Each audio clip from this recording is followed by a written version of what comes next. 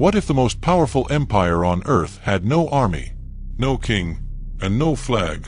What if its influence spread through every country, every government, and every corporation, without firing a single bullet? Most people have never heard of it, but it exists, hidden in the cold silence of the North. This is the story of Norway's invisible vault, a financial power so vast, so silent, that it controls more of the world than any kingdom ever did. This is Arkanthia. It began with oil. In the late 1960s, Norway discovered massive oil fields beneath the North Sea.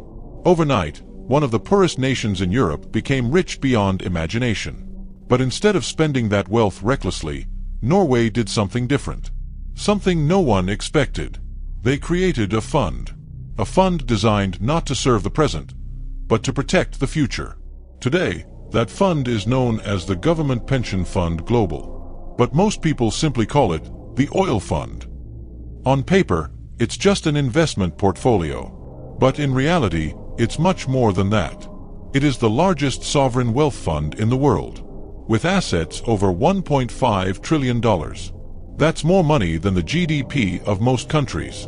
But here's the strange part. No one really knows how it works.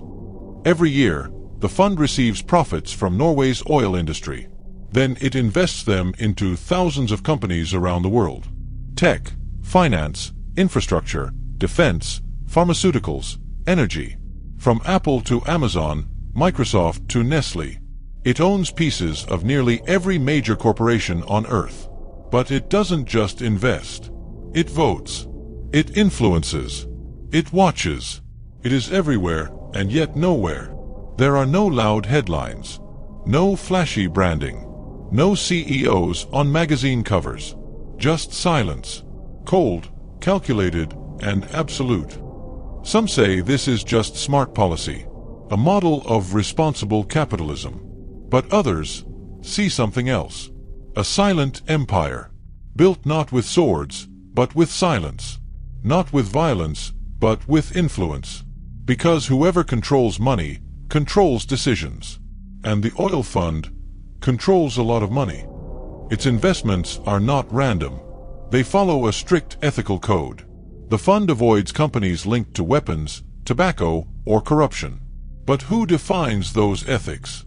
And why do some companies get excluded, while others are silently supported? Critics argue that these decisions shape global markets, that they favor Western interests, that the fund acts as a tool of soft power, a way for Norway to influence global politics without ever making a statement. And perhaps that's the point. What's even more mysterious is the structure. The fund is owned by the people of Norway, but managed by a branch of the central bank, overseen by government officials, advised by economists and ethics councils.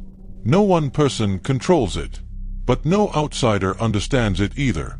It operates in layers: legal, ethical, strategic, shielded by law, protected by distance, and hidden behind the image of a quiet Nordic democracy. But here's a question. What happens when this much money sits in one place? When one entity can influence companies, industries, and even governments? What happens when it decides to pull out of a sector, or quietly buy into one? Billions can vanish. Stocks can collapse. Industries can shift. And no one will ever know why. It's not a conspiracy. It's just reality. A reality most people never think about. Now consider this. The oil fund has invested in over 9,000 companies, in more than 70 countries. It owns more than 1.5% of every publicly traded company in the world. No other entity has that level of reach.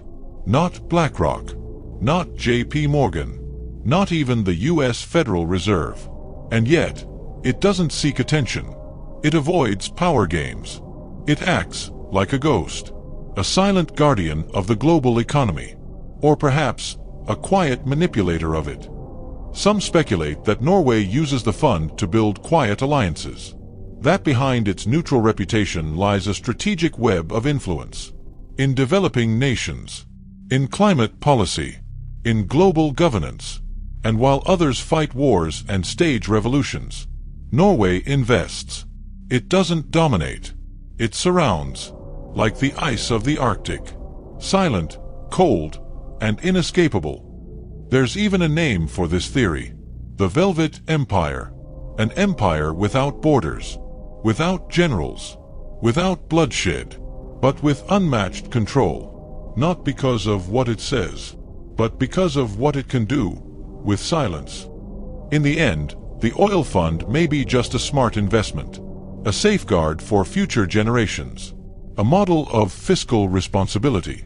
Or it may be something else, a machine built to last 1,000 years. Invisible, unstoppable, untouchable. And maybe that's the real secret. The greatest power is the one no one sees coming. This is Arkanthia.